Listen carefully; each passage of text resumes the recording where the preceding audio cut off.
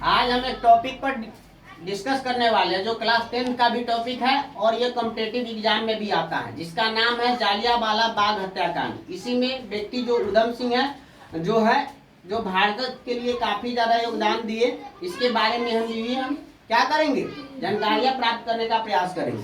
कहा जाता है कि जालियांवाला बाग हत्याकांड 13 अप्रैल कब 13 अप्रैल 1919 ईस्वी के यह पंजाब में अमृतसर में हुआ था। यह घटना अगर कहा जाए पूरे अगर भारतवासियों के लिए कहा जाए तो यह बहुत ही मतलब काफी ज्यादा निंदनीय था, जो कि यह घटना में नरसंहार कहा जा सकता है। यह घटना का सबसे पीछे कारण अगर कहा जाए तो जो व्यक्ति जो था वह अंग्रेज जो सिडनी रॉलेट एक्ट, उसने एक एक्ट पारित कराया जिसका नाम था रॉलेट एक्ट।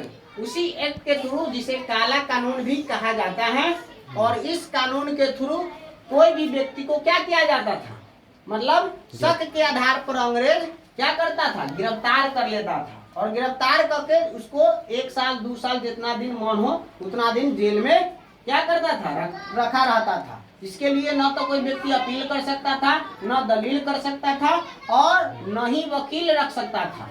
इसी के कानून के थ्रू जो पंजाब के इम्पोर्टेंट व्यक्ति अगर कहा जाए डॉक्टर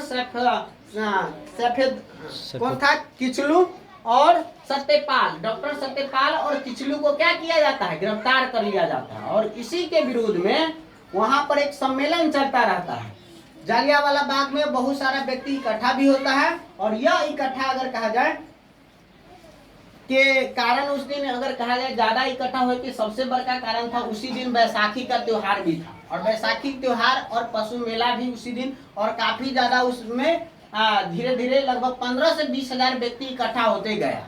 और उसी समय जो माइकल ओडायर था, जो मार्शल लॉ लागू कर दिया था, जिसे हम कह सकते हैं अभी के समय में 4 व्यक्ति कहीं ना, जिसे 144 धारा कहा जाता है अभी वर्तमान में, उसी तरह से वहां पर नहीं। लेकिन यह नियम जो है मार्शल लॉ लागू है, इसके बारे में हर व्यक्ति को जानकारी नहीं था, और वहां पर धीरे धीरे भीड़ बढ़ते गया।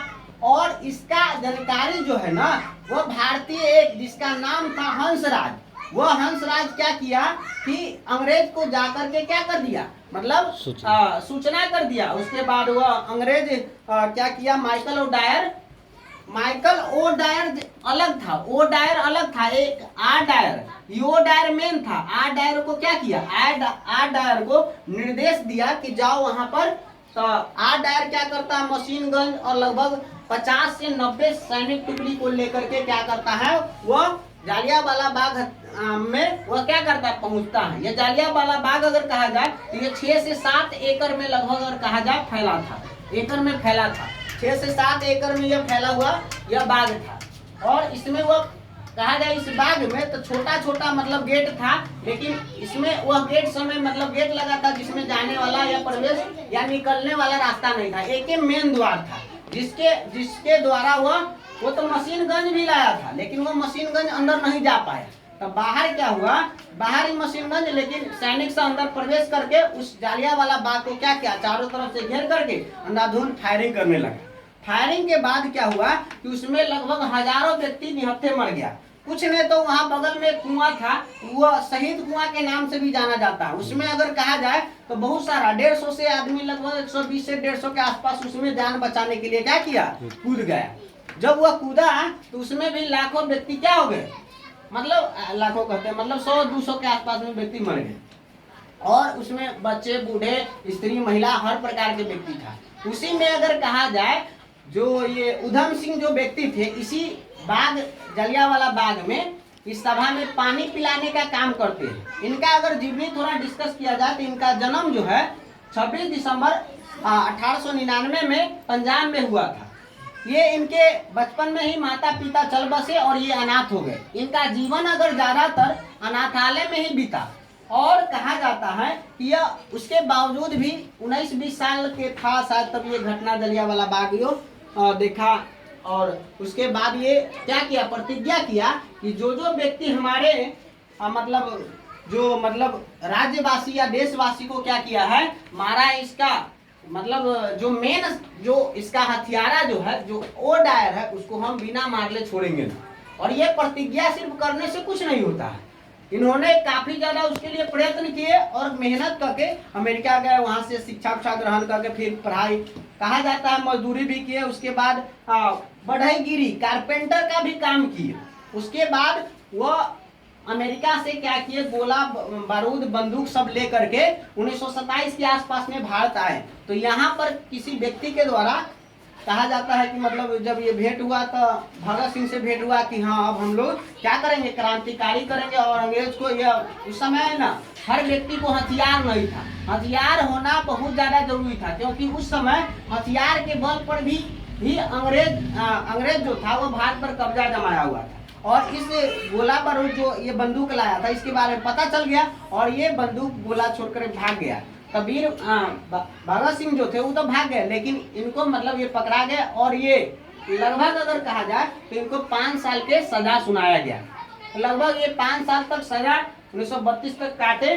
और उसके बाद इसी बीच में मतलब अगर कहा जाता है कि फांसी का सजा किनको, वीर भगत सिंह को मतलब हो गया। तो उनसे ये काफी दुखी हुए, क्योंकि वीर भगत सिंह और उधम सिंह दोनों जो थे ना, इनका विचार मिलता जुलता था और इनसे वो काफी ज्यादा प्रेरणा भी लेते थे भगत सिंह से। और उसके बाद इन्होंने ठाना कि नहीं, हम तो जो प्रयत्न किए हैं, जो प्रतिज्ञा किए वो ठाने। उसके बाद इन्होंने क्या किया, इंग्लैंड गए और वहां पर धीरे धीरे पैसा जुटाते जुटाते इनको तो और माइकल ओडायर के बारे में पता भी किए कि कहाँ वो है, क्या है ना। उस समय वो लगभग 1940 में जो ये घटना हुआ वहां पर जाके बोली, तो वो लगभग पुराना हो गया था, लगभग 70-80 साल के आसपास में उनका एज हो गया था उसका, माइकल ओडायर को।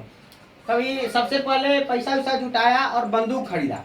एक किताब में क्या किया कि इतना मोटा किताब या डायरी टाइप में था, उसमें बंदूक के निशान टाइप में बंदूक रखने वाला खांच काट करके, ताकि वो बंदूक रखा जाए ताकि वो ऊपर से बुझाए ना, इस तरह से खांचा काट करके उसमें बंदूक रख करके। और जिस दिन एक दिन पोस्टर उस्टर पर इन्होंने देखा कि मतलब माइकल ओडायर जो है एक सभा में प्रस्तुत होने वाले और वहां पर अपना पंक्ति मतलब वो देंगे, कौन, माइकल ओडायर। तो ये कहा कि इसी दिन हमारा मेन है। लेकिन वहां पर जाता कैसे, तो वही किताब में उस बंदूक को रख करके, लगभग 6 गोली था उसमें भर करके, और गया अंदर। तो वहां पर चेक किया, उतना बढ़िया से न था, अंदर ये प्रवेश हो गया, बैठ गया। तो वहां पर जब वो भाषण दे रहा था माइकल ओडायर, तो ये डिस्कस किया कि वो अपने जीवन का यही जालियांवाला बाग वाला वही में वो डिस्कस कर रहा था। उतना ही में यह क्या किया, लास्ट में अंतिम में क्या किया, ये उतर के उठ करके जा करके लगातार मारा 2 गोली। और ये दौरे पर खत्म। कौन, माइकल ओडायर, जो मेन हथियारा था कथी, जालियांवाला बाग हत्याकांड के। जब उसको मार दिया तो ओखनी मर गया और ओखनी न भागा नहीं, ये कहा मेरा प्रयत्न पूरा हुआ। बताइए, यह 1919 की घटना 21 साल बाद 1940 में, और वो 13 मार्च या अप्रैल शायद 13 मार्च की शायद 1940 में ये घटना वहां पर ये करते हैं, यानी वहां पर गोली मारते हैं और अपना प्रतिज्ञा भी पूरा करते हैं। और कहा जाता है इनको वहां पर फांसी की सजा भी सुना दिया गया। लेकिन इन्होंने कहा कि कोई बात ना, मैं अपने देश के लिए जो मैंने सोचा था वो किया। मेरा एक ही इच्छा है, वहाँ इच्छा कि मेरे मतलब जो क्या होता है उसके अवशेष को, मतलब जब व्यक्ति मर जाता है तो उसका मतलब जो क्या होता है मृत्यु के बाद जो कट्ठा ना कहेगी कि गंगा जी में दहा देवे, कही कही अवशेष जो वही के अस्थि, तो वह चीज 1934 साल बाद यानी 1974 में इंदिरा गांधी के द्वारा इनके अवशेष को वहां से लाया गया और यहाँ पर इनका एक क्या किया गया, बनाया गया अस्थि टाइप में पूरा, और इनके निशानी के लिए। तो कहा जाता है कि बताइए, एक युवा अगर ठान ले तो ठान ले। अंग्रेज जो था ना वो इसलिए मारता, ये जो ना अच्छा किए कि बड़े सभा में मारा, क्योंकि अंग्रेज भी इसी तरह से अपनाता था कि कोई भी व्यक्ति अगर कोई गलती भारतीय करता है बीच में टांग करके फांसी। एकदम तुम बिरसा मुंडा कहानी, जनजाति से कहानी में जब पढ़ेगा तो वहां पर तुमको पता चलेगा कि अंग्रेज इसलिए मारता था डराने धमकाने के लिए। देखिएगा कि बहुत तरह से यातना दे करके मारा जाता है।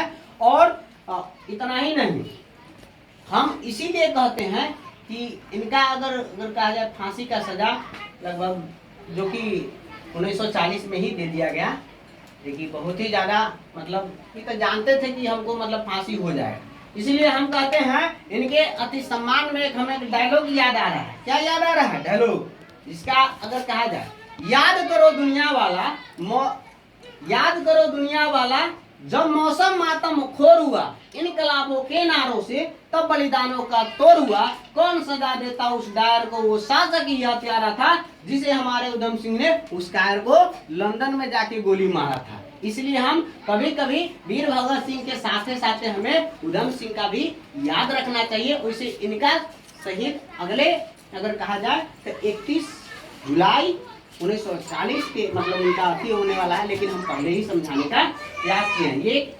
कंपटीशन में भी पूछता है और 10th में इसका टॉपिक है। ये तो हम जालियांवाला बाग हत्याकांड में के बारे में भी बता दिए और उधम सिंह के कुछ जीवनी का चर्चा करेंगे।